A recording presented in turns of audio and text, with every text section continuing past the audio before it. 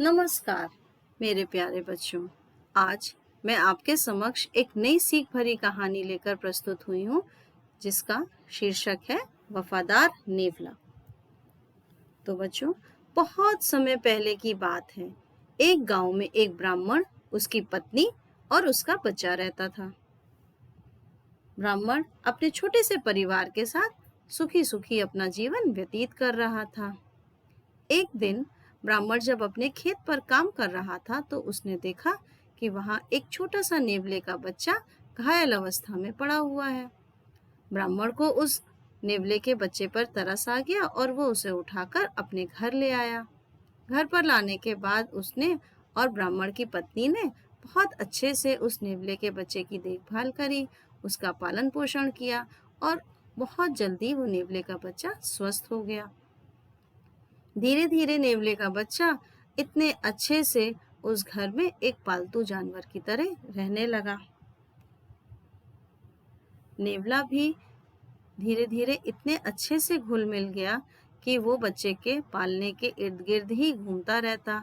कभी बैठता, कभी उठता, कभी चलता या सोता भी उसी के पालने के पास था और यहाँ तक कि वो उस बच्चे के साथ खेलता भी था।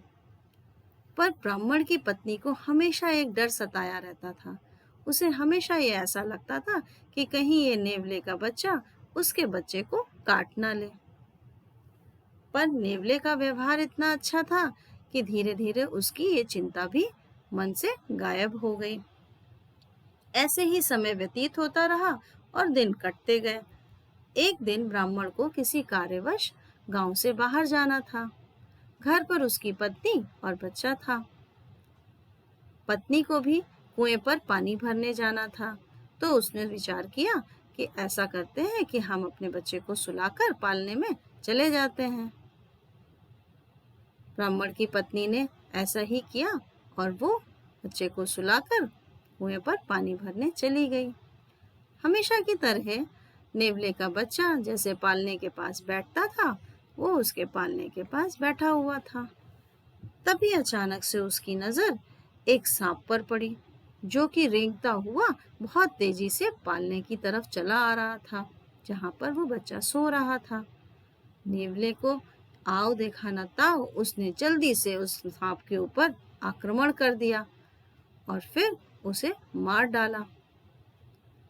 थोड़े समय बाद जब ब्राह्मण की पत्नी कुएं पर से पानी लेकर वापस आई तो उसने दरवाजे पर नेवले के बच्चे को देखा। उसके मुंह पर खून के धब्बे लगे हुए थे। जैसे ही उसने खून के धब्बे देखे, उसे तो फिर अपना दोबारा से वहम दिमाग में आ गया कि कहीं इसने मेरे बच्चे को काट तो नहीं लिया। उसे बहुत तेज गुस्सा आई। उसने पास में पड़ी एक लाठी से उसे पीट पीट कर मार डाला और दौड़ती हुई भागती हुई अपने बच्चे को देखने अंदर गई। जैसे ही वो अंदर आई, उसने देखा कि पालने में वो जैसे अपने बच्चे को सुलाकर गई थी, वो वैसे ही सो रहा था, लेकिन पास में एक मोटा सा बड़ा सा सांप मरा पड़ा था। अब तो उसे सारी बात समझ में आ गई कि उसने नेवले के बच्चे को बेवजह मार डाला, जबकि उसने तो उसके बच्चे की जान बचाई थी।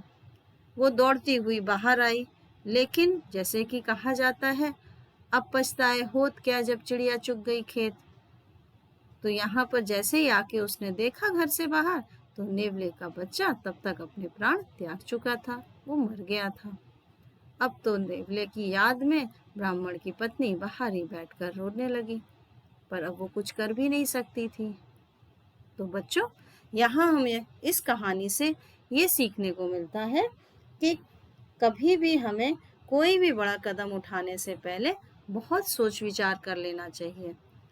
और दूसरी बात ये कि कभी भी किसी चीज़ को जब तक हम अपनी आँखों से ना देखें, उस पर किसी भी बात पर विश्वास नहीं करना चाहिए। धन्यवाद।